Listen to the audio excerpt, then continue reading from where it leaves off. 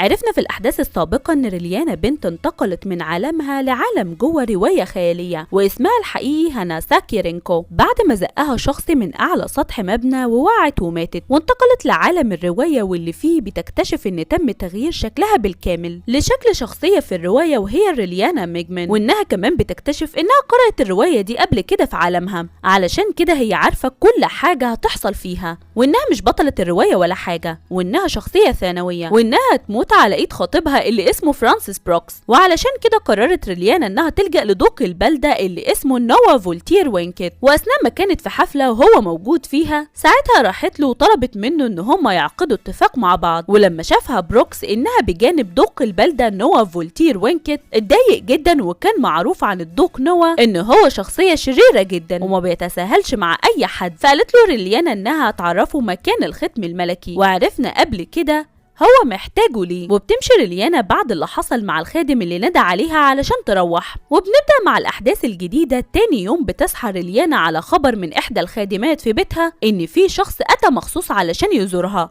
وهو الدوق نوا بنفسه، وبتبدأ ريليانا تفكر هي هتقوله ايه بالظبط، وان هو شخص مش سهل ابدا. وبالفعل بتدخل عليه ريليانا، والغريب انه كان جايب معاه ورد احمر، وقال لها انه جاي مخصوص علشان يطمن عليها وكمان يعرف منها الامر اللي هي اتكلمت معاه فيه. وكانت الخادمات مستغربين جدا من ان ريليانا قدرت توقع الدوق نوا في حبها، خصوصا ان السيده فيفان بنفسها ما قدرتش انها توقعه في حبها. بعد ما بتخلص ريليانا حوارها مع الدوق نوا بتقعد مع الخادمه إلينا وبتسأل الخادمة عن سبب مجيء الدوق نوا ليها، فما قدرتش ريليانا انها تقول لها الحقيقة، لكنها قالت لها ان احنا اتقابلنا مع بعض بالصدفة امبارح في الحفلة، وفجأة لقينا في حاجات كتيرة جدا ما بيننا مشتركة، واعتقد ان هو هيكون شريك حياة ممتاز جدا. ففرحت الخادمة جدا لريليانا، لكن طبعا ريليانا حاسه انها وقعت نفسها في مشكله كبيره جدا، خصوصا ان الدوق نوا شخصيه مش سهله على الاطلاق. بعد اللي حصل ده بيقعد ابو وام ريليانا معاها وبيسالها والدها عن سبب مجيء الدوق لبيتهم، وان هم عرفوا انها عايزه تفسخ خطوبتها من السيد بروكس، وطلبوا منها تقول لهم عن السبب. فقالت ريليانا انها ما بتحبش السيد بروكس على الاطلاق، وانها وافقت مخصوص على الخطبه لانها تفيد عائلتهم، لكنها مش قادره تستحمل بعد كده، خصوصا انها عايزه تقضي حياتها مع حد بتحبه. وعلى الرغم من تفاجئهم بسبب قرارها وان قرارها ده ممكن يأثر على عائلتهم ويفقدوا اعمالهم، لكن والدها وافق على فسخ خطوبتها، وقالت لها امها ان الاهم عندهم سعاده بنتهم. تاني يوم بتروح ريليانا لقصر الدوق نوا فولتير، وكانت منبهره جدا بيه، ولما دخلت ريليانا وبتحييه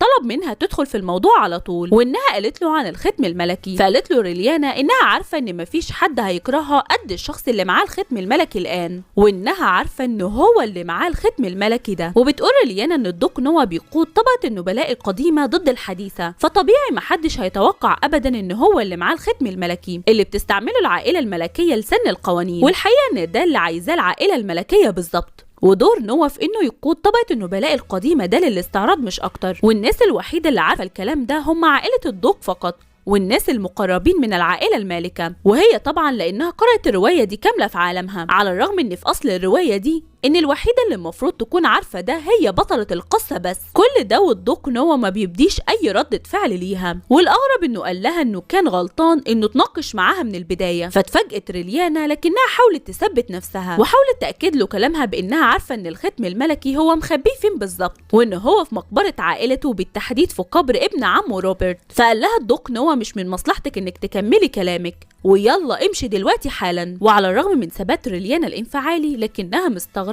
ليه بيدعي الجهل بالطريقه دي، وقامت تمشي وبتفضل تفكر ريليانا في اوراق تانية تلعب بيها.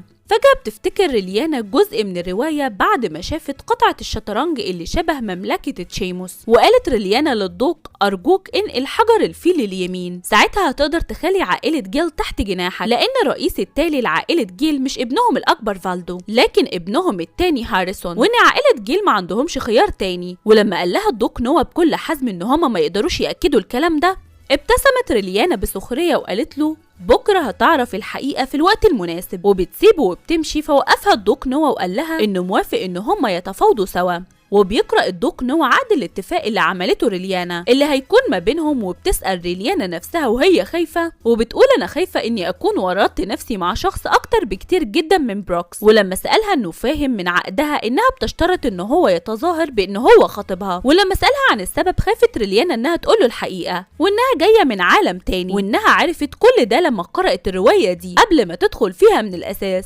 علشان كده قررت بإنها تقوله إنها عرفت إشاعة بإن خطيبها ناوي يقتلها، علشان كده دورت على مبرر علشان تخلص بيه من الخطوبة دي. فسألها الدوق نوا ازاي تقتنعي بإشاعة زي دي خطيرة من غير ما تتأكدي، وسألها هل نفس الشخص اللي قالك عن الختم الملكي ده هو اللي قالك عن الإشاعة دي. ولما قالت له ريليانا ان ده حقيقي طلب منها يعرف مين الشخص ده، ولأن ريليانا عارفة ان هو مش هيصدقها قالت له ان مصدر معلوماتها مات بالفعل وما ينفعش تقول لحد ابدا هو مين، ولو هو مش عايز يوافق على طلبها فالأحسن ان هم ينسوا ده. وبنكتشف وجود حارس الدوق نوا سامع كل اللي بيحصل ده، فقال لها انه عارف انها لجأت له مخصوص لأنها خايفة إن محدش يصدقها. فقالت له ريليانا إنها عايزة يكون خطيبها لمدة 6 شهور فقط، وبعدها بتوعده إن هو مش هيشوفها تاني أبدا، وبتطلب منه يوقع على العقد. فوافق الدوق نوا على إبرام العقد معاها، وبيقول لها الدوق نوا إن طالما المهزلة دي موجودة فأنتي لازم تلعبي دور خطيبتي بإتقان وقت ما نحتاجك. بعدها بتعرف ريليانا من الجرائد والصحف ان عائلة بروكس طالبة مبلغ كبير جدا من عائلة ريليانا، وده كله علشان يوافقوا على فسخ خطوبة ابنهم من ريليانا كتعويض ليهم. وبتقول ريليانا انها لو كانت عارفة ان المال هيحل كل الامر ده ما كانتش احتاجت انها تعقد صفقة مع اللورد نوا فولتير، بس اكتر حاجة بتزعجها دلوقتي هو الحارس ده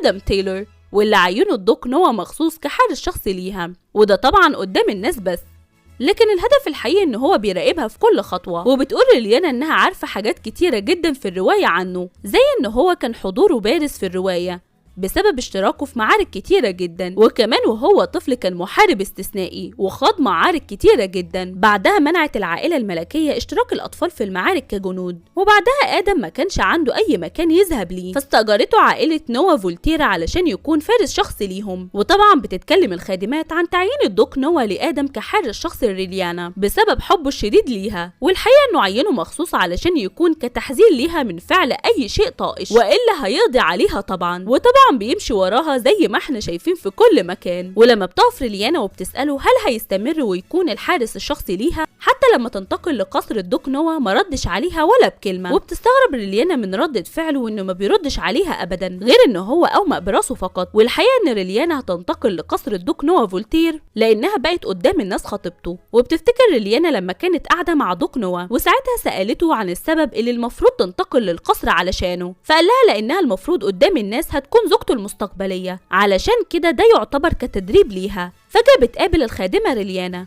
وقالت لها ان اكيد اللي هي فيه ده صعب جدا عليها، وهي مش فاهمة ليه والدها ووالدتها ما بيتدخلوش في الامر ده. لكن ريليانا خافت تقول لها ان اصلا ابوها وامها حاسين انها مش هتلاقي عريس افضل من الدوق نوا، وقد ايه الخادمة إلما حاسة بيها جدا. وبتقول لها الخادمة انها سمعت ان الحارس آدم تايلور الناس بيلقبوه بسيد الموت، ده غير ان هو بينحدر من عصابة الهمج. حاولت تفهمها ريليانا وقالت لها ان السيد آدم تايلور يعتبر من ابطال المعارك في مملكة تشيمس، وهو فارس عظيم جدا، علشان كده عينوا الدوق نوا كحارس شخصي ليها، وطلبت منها ما تقولش الكلام السيء ده عنه ابدا. فتأسفت لها الخادمة إلما عن كلامها وانها خايفة عليها مش اكتر. فقالت لها ريليانا انها عارفة قد ايه هي بتحبها، لكن مش المفروض تحكم على الناس من مظهرهم فقط. ولما سألتها ريليانا هي كانت عايزاها في ايه، فقالت لها الخادمة انها انتهت من اعداد اللوز المغطى بالشوكولاتة ليها. ففرحت ريليانا بيه جدا واخدته منها وشكرتها على مجهودها. ولما بتطلع ريليانا لحديقة منزلها بتشوف العدد من الزهور، وبتسأل الحارس آدم تايلور لو هو عارف بانواع الزهور، وبالطبع ما ردش عليها اطلاقا. والحقيقة انها كانت عايزة تعرف هو بيحب ايه بالظبط.